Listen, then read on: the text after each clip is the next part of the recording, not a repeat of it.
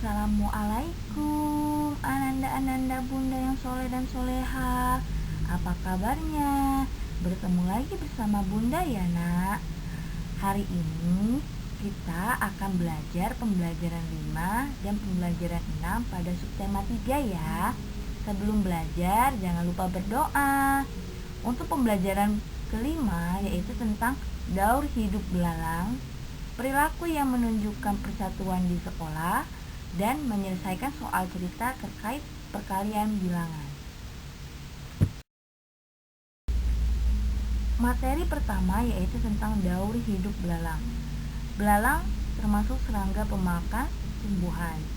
Belalang ada 2 jenis.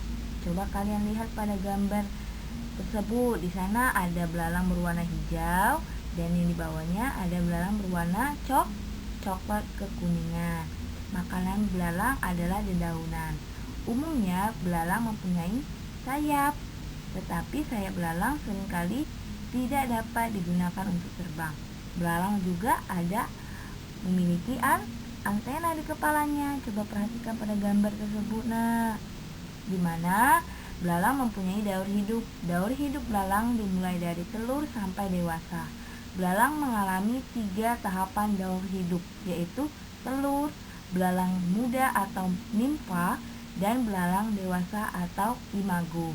Maka coba Ananda juga sambil memperhatikan pada gambar tersebut bahwa di sana belalang juga memiliki antena di kepalanya, bahwa belalang mempunyai sayap tetapi tidak sering digunakan untuk terbang.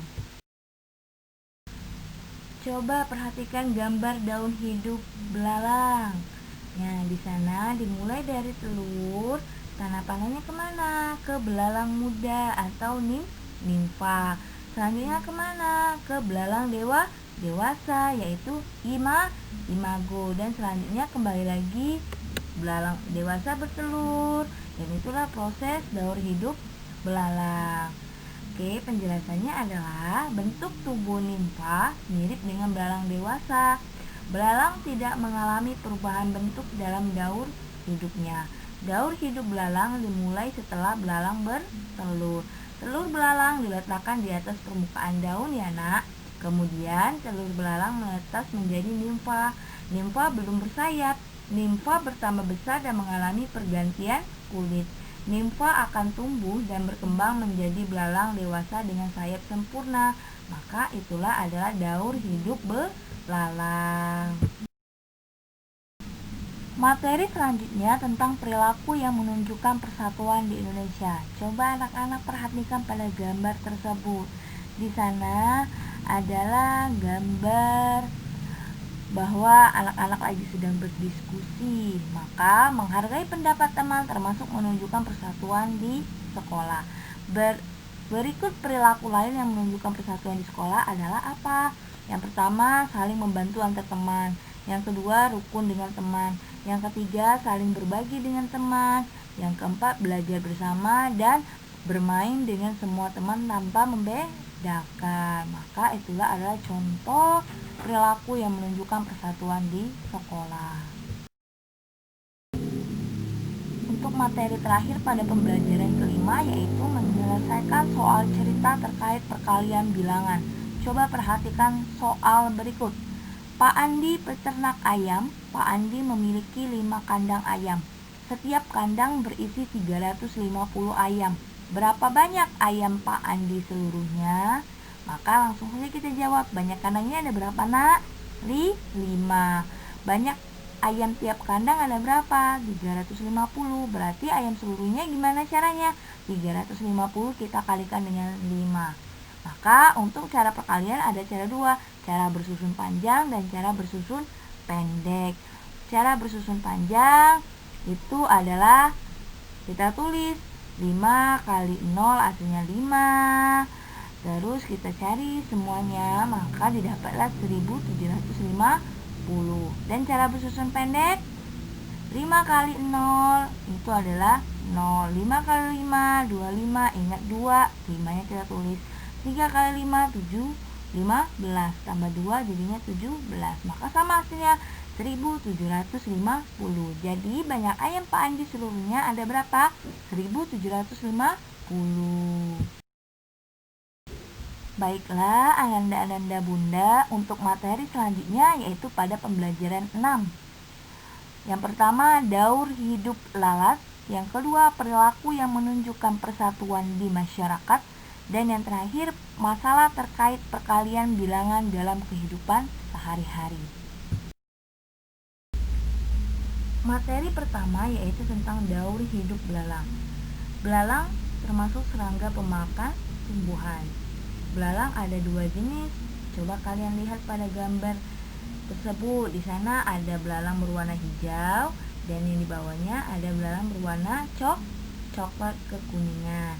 Makanan belalang adalah dedaunan. Umumnya belalang mempunyai sayap, tetapi sayap belalang seringkali tidak dapat digunakan untuk terbang.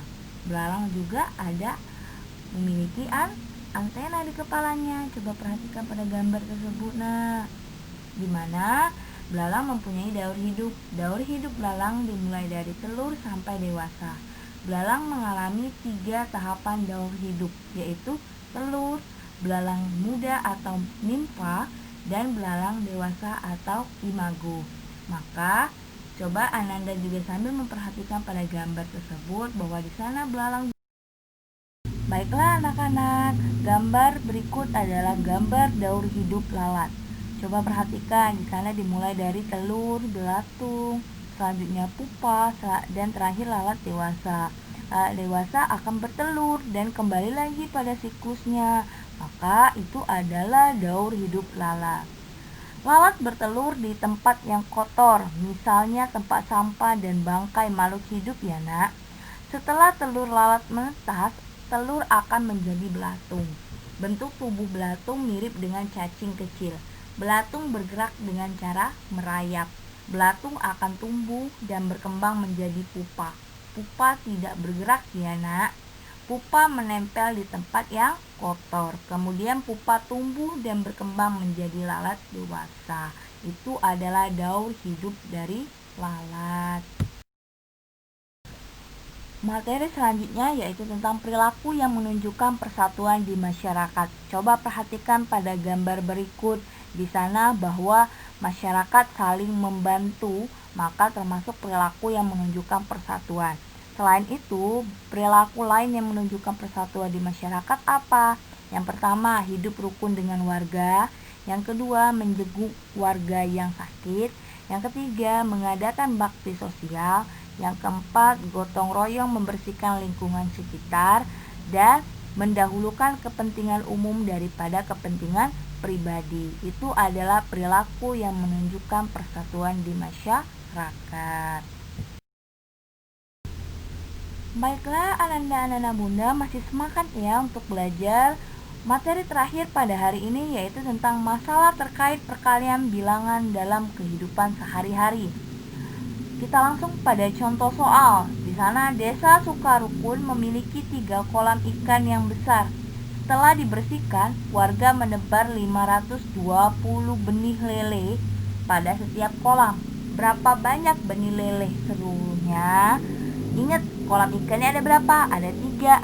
Benih lele tiap kolam ada berapa? 520. Maka benih lele seluruhnya adalah 520, kita kalikan 3.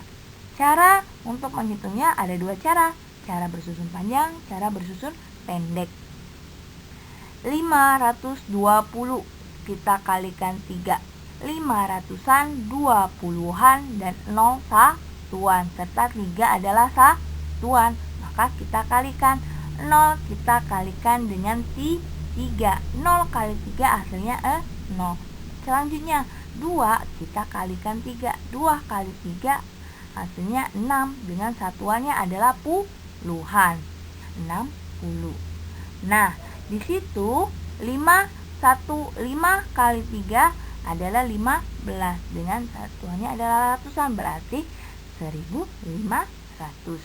Maka kita jumlahkan 0, 6, 5, 1, maka menghasilkan 1560.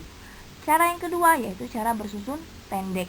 520 kita kalikan dengan 3, berarti 0 kali 3 hasilnya 0, 2 kali 3 hasilnya 6, 5 kali 3 hasilnya 15. Maka banyak benih ikan seluruhnya adalah 1560. Baiklah Ananda Bunda, untuk latihan soal pada pembelajaran hari ini, pembelajaran 5 yaitu pada halaman 98. Pada bagian A soal nomor 2, 4, 6, 7, dan 9. Dan pada pembelajaran 6 latihan soal pada halaman 102 itu bagian A soal nomor 1, 3, 6, 8, dan 10. Kerjakannya di mana? Kerjakannya di buku tema 1 subtema 3 menggunakan pena. Selanjutnya, jangan lupa ya Ananda Bunda untuk mengerjakan penilaian akhir subtema 3 yaitu pada halaman 103 sampai dengan 107. Pada mapel bahasa Indonesia, kerjakan bagian A nomor 2, 3, dan 4.